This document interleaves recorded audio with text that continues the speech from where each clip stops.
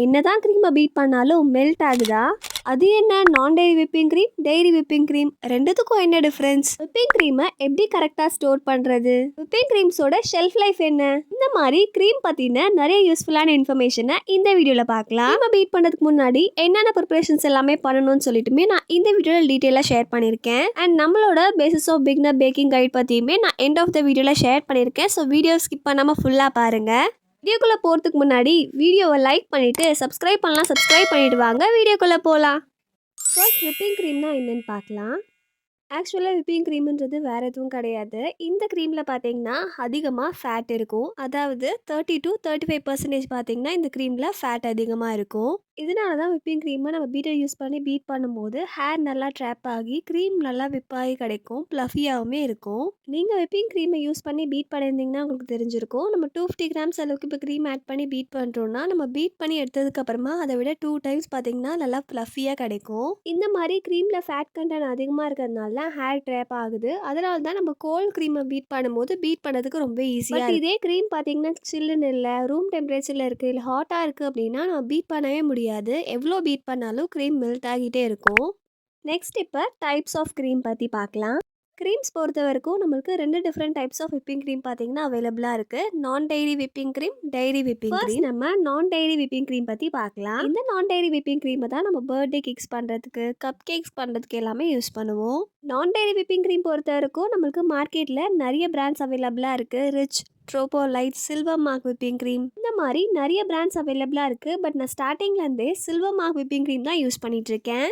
நான் dairy whipping creams பொறுத்த வரைக்கும் நமக்கு பீட் பண்ணி விப் பண்ணுறதுக்கு ரொம்ப ஈஸியாக இருக்கும். பீட்டர் யூஸ் பண்ணி பண்ணிங்கன்னா நம்மளால் ஈஸியாக அந்த ஸ்டெபிலிட்டியை கொண்டு வந்துட முடியும். அண்ட் இந்த நான் டெய்ரி விப்பிங் க்ரீம்ஸ் பொறுத்த வரைக்கும் நீங்கள் ஸ்டிஃப் பீக்காக ஒன்ஸ் பீட் பண்ணிட்டீங்க அப்படின்னா நாசல் யூஸ் பண்ணி டிசைன் பண்ணுறதுக்குமே நல்லா ஈஸியாக இருக்கும். ஷேப்பையுமே கொஞ்சம் நேரத்துக்கு நல்லாவே ஹோல்ட் பண்ணிக்கும். டெய்ரி விப்பிங் க்ரீம் மாதிரி சீக்கிரமாக மெல்ட் ஆகாது. ஸோ நம்மளுக்கு டிசைன் பண்ணுறதுக்குமே ரொம்ப ஈஸியாக இருக்கும். இது மட்டும் இல்லாமல் மோஸ்ட்டாக எல்லா விப்பிங் க்ரீம்ஸ்லேயுமே ஆல்ரெடி சுகர் கண்டென்ட் இருக்கும். ஸோ நீங்கள் எக்ஸ்ட்ராவாக சுகர் ஆட் பண்ணணும்னு அவசியம் கிடையாது. பட் உங்களுக்கு ஸ்வீட்னஸ் அதிகமாக வேணும்னு நினச்சிங்கன்னா நீங்கள் வேணும்னா சுகர் கூட ஆட் பண்ணி மிக்ஸ் பண்ணிக்கலாம். நீங்களும் சென்னை மாதிரி ஹாட் கிளைமேட்டில் இருக்கீங்க, க்ரீமை பீட் பண்ண கஷ்டமாக இருக்குது அப்படின்னா கண்டிப்பாக silver mark whipping cream use பண்ணி பாருங்கள். ஏன்னா மற்ற க்ரீம்ஸை விட இந்த க்ரீமை நம்ம பீட் பண்ணுறதுக்கும் சரி, ஹேண்டில் பண்ணுறதுக்கும் சரி ரொம்ப பிகினர் ஃப்ரெண்ட்லியாக இருக்கும். ஒரு வேளை உங்களுக்கு சில்வர் மார்க் விப்பிங் க்ரீம் கிடைக்கல அப்படின்னா ட்ரோபோலைட் பிராண்டோட விப்பிங் க்ரீமே நீங்கள் யூஸ் பண்ணலாம். இந்த பிராண்டோட க்ரீமே நம்ம விப் பண்ணுறதுக்கும் சரி, ஹேண்டில் பண்ணுறதுக்குமே ரொம்ப பிகினர் ஃப்ரெண்ட்லியாக இருக்கும். நான் ஃபஸ்ட்டே சொன்ன மாதிரி இந்த நான் டெய்ரி விப்பிங் க்ரீம்ஸை கேக் ஃப்ராஸ்டிங் பண்ணுறதுக்கு, கப் கேக்ஸ் பண்ணுறதுக்கு, ஃப்ளார் டிசைன்ஸ் போடுறதுக்கு, டால் டிசைன்ஸ் பண்ணுறதுக்குன்னு எல்லாத்துக்குமே யூஸ் பண்ணிக்கலாம். இப்போது டெய்ரி விப்பிங் க்ரீம் பற்றி டெய்ரி விப்பிங் க்ரீம் நான் டெய்ரி விப்பிங் க்ரீமுக்கு அப்படியே ஆப்போசிட்டாக இருக்கும். நான் டெய்ரி விப்பிங் க்ரீம்ஸ் மாதிரி டெய்ரி விப்பிங் க்ரீமில் நிறைய பிராண்ட்ஸ் இருக்கான்னு எனக்கு தெரியல. பட் நான் யூஸ் பண்ணுற பிராண்ட் பார்த்தீங்கன்னா அமுல் தான். டெய்ரி விப்பிங் க்ரீம்ஸ் பொறுத்த வரைக்கும் நமக்கு ஸ்வீட்னஸ் இருக்காது, நம்ம தான் ஆட் பண்ணுற மாதிரி இருக்கும். சுகரை நீங்கள் பவுடர் பண்ணி ஆட் பண்ணி யூஸ் பண்ணிக்கலாம். இந்த டெய்ரி விப்பிங் க்ரீம்ஸை நம்ம எவ்வளோ தான் பீட் பண்ணாலும் ஸ்டிஃப் பீக்லாம் கொண்டு வரவே முடியாது. ஈஸியாக மெல்ட் ஆகிடும். இன்னும் ஹாட் கிளைமேட்டில் சொல்லவே வேணாம், சுத்தமாக பார்த்திங்கன்னா நம்மளால் பீட் பண்ண முடியாது. இந்த க்ரீமை நம்ம பீட் பண்ணோம் அப்படின்னா கண்டிப்பாக கோல்டான டெம்பரேச்சரில் இருக்கணும். அப்போ தான் பார்த்தீங்கன்னா ஈஸியாக நம்மளால் பீட் பண்ணி யூஸ் பண்ண முடியும். இந்த டெய்ரி விப்பிங் க்ரீம்ஸோட யூஸஸ் என்னென்னு பார்த்தீங்கன்னா நம்ம இதை கேக்ஸ்க்கு உள்ள ஃபில்லிங்ஸாக கொடுக்கலாம், மோஸ் பண்ணுறதுக்கு யூஸ் பண்ணிக்கலாம், லைட்டாக உள்ள ஃப்ராஸ்டிங் பண்ணுறதுக்கு கூட யூஸ் பண்ணிக்கலாம். இந்த டெய்ரி விப்பிங் க்ரீம் யூஸ் பண்ணி நம்மளால் சாக்லேட் கனாஷ்மே பண்ண முடியும். ஏன் இந்த டெய்ரி விப்பிங் க்ரீம்ஸை நம்மளால் பீட் பண்ண முடியாதுன்னு பார்த்தீங்கன்னா இதில் ஃபேட் கண்டென்ட் ரொம்ப கம்மியாக இருக்கும். அதனால தான் நம்மளால் இதை ப்ளஃபியாக பீட் பண்ண முடியாது. பட் இந்த டெய்ரி விப்பிங் க்ரீம்ஸோட டேஸ்ட் ரொம்ப ரிச்சாகவும் டேஸ்டியாகவும் இருக்கும். ஸோ நீங்கள் இந்த க்ரீம்ஸை சாக்லேட் கனாஷ் ப்ரிப்பேர் பண்ணுறதுக்கு, சாக்லேட் சாஸ் பண்ணுறதுக்கு எல்லாமே யூஸ் பண்ணலாம். நெக்ஸ்ட் ரொம்ப முக்கியமான விஷயம் என்னென்னு பார்த்தீங்கன்னா இதோட ரேட்ஸ் தான். நான் டெய்ரி விப்பிங் க்ரீம்ஸ் பொறுத்த வரைக்கும் நம்மளுக்கு எல்லா க்ரீம்ஸோட ரேட்டுமே ரொம்ப பட்ஜெட் ஃப்ரெண்ட்லியான ப்ரைஸில் தான் இருக்கும். ஆனால் இந்த நான் டெய்ரி விப்பிங் க்ரீம்ஸை நம்மளால் கேக் எசென்ஷியல்ஸ் எல்லாமே வாங்குகிற ஷாப்ஸில் தான் வாங்க முடியும். பட் டெய்ரி விப்பிங் க்ரீம் அப்படி கிடையாது, நமக்கு சூப்பர் மார்க்கெட்ஸ்லேயே அவைலபிளாக இருக்கும். ஆனால் டெய்ரி விப்பிங் க்ரீம்ஸோட காஸ்ட் ரொம்பவே அதிகமாக இருக்கும் நான் டெய்ரி விப்பிங் க்ரீம்ஸை கம்பேர் பண்ணும்போது. அதனால் உங்களோட யூஸஸ்க்கு ஏற்ற மாதிரி எந்த க்ரீமை எப்படி யூஸ் பண்ணணும்னு தெரிஞ்சுக்கிட்டு அதுக்கப்புறமா யூஸ் பண்ணுங்கள். Next shelf life.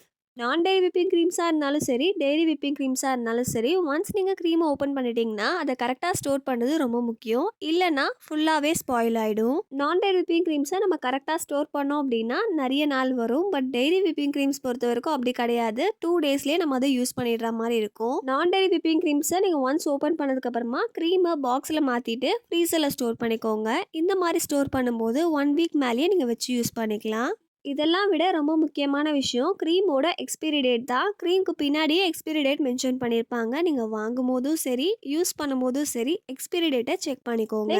விப்பிங் க்ரீமை நம்ம பீட் பண்ணுறதுக்கு முன்னாடி என்னென்ன ப்ரிப்பரேஷன்ஸ்லாம் பண்ணோன்னு பார்க்கலாம். ஒருவேளை உங்களுக்கு நாளைக்கு கேக் ஆர்டர் இருக்குது அப்படின்னா இன்னைக்கு நைட்டே க்ரீமை ஃப்ரீசர்லேருந்து ஃப்ரிட்ஜில் மாற்றிக்கோங்க. அதாவது நம்ம வாட்டர் பாட்டில்ஸ்லாம் வைப்போம் இல்லையா, அந்த இடத்துக்கு மாற்றிக்கோங்க.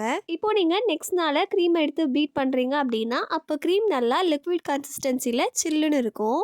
இந்த மாதிரி க்ரீம் சில்லுன்னு இருந்துச்சு அப்படின்னா தான் நம்மளுக்கு பீட் பண்ணுறதுக்கு ரொம்ப ஈஸியாக இருக்கும். ஸ்டிஃப் பீக்ஸும் சீக்கிரமாக ஃபார்ம் ஆகி கிடைக்கும். க்ரீம் மட்டும் சில்லுன்னு இருந்தால் போதாது, நம்ம க்ரீமை பீட் பண்ணுறதுக்கு யூஸ் பண்ணுற பவுல், விஸ்க் எல்லாமே நல்லா சில்லுன்னு இருந்தால் தான் பீட் பண்ணுறதுக்கு ரொம்ப ஈஸியாக இருக்கும். ஸோ நீங்கள் க்ரீமை பீட் பண்ணுறதுக்கு ஒரு 15 மினிட்ஸ் முன்னாடியே பவுல் அண்ட் விஸ்கை ஃப்ரீசரில் வச்சு நல்லா ஃப்ரீஸ் பண்ணி எடுத்துக்கோங்க. எப்பயுமே நீங்கள் க்ரீமை பீட் பண்ணும்போது யூஸ் பண்ணுற பவுல் ஸ்டீல் ஆர் கிளாஸ் பவுலாக இருக்க மாதிரி பார்த்துக்கோங்க. ஸ்டீல் பவுல்ஸ் எல்லாமே நம்ம யூஸ் பண்ணும்போது ஆல்ரெடி நம்மளோட பவுலை 15 மினிட்ஸ் நம்ம ஃப்ரீஸ் பண்ணி எடுத்துருக்கோம். ஸோ நம்மளோட பவுல் ஏற்கனவே சில்லுன்னு இருக்கும். ஸ்டீல் பவுல்ஸ்ன்றதுனால நம்ம க்ரீமை நல்லா பீட் பண்ணி முடிக்கிற வரைக்கும் பவுல் நல்லா சில்லுன்னு இருக்கும். ஸோ நம்ம க்ரீமை பீட் பண்ணுறதுக்குமே ரொம்ப ஈஸியாக இருக்கும். அதனால எப்பயுமே நீங்கள் க்ரீமை பீட் பண்ணுறதுக்கு glass bowl or steel bowl use பண்ணுங்க, பிளாஸ்டிக் பவுல் யூஸ் பண்ணாதீங்க. ஸோ அவ்வளோதான். இதெல்லாம் தான் நான் இந்த வீடியோவில் ஷேர் பண்ணணும்னு நினச்சேன். அப்கமிங் வீடியோஸில் க்ரீம் எப்படி ஸ்டிஃப் பீக்காக பீட் பண்ணுறது, கேக் எப்படி டெக்கரேட் பண்ணுறதுன்னு எல்லாமே ஷேர் பண்ணுறேன். க்ரீம் ரிலேட்டடாக நிறைய வீடியோஸ் வேணும் அப்படின்னா கமெண்ட்டில் க்ரீம்னு டைப் பண்ணுங்க. நிறைய பேர் கமெண்ட் பண்ணிங்கன்னா நம்ம இதை ஒரு சீரீஸாகவே பண்ணலாம்.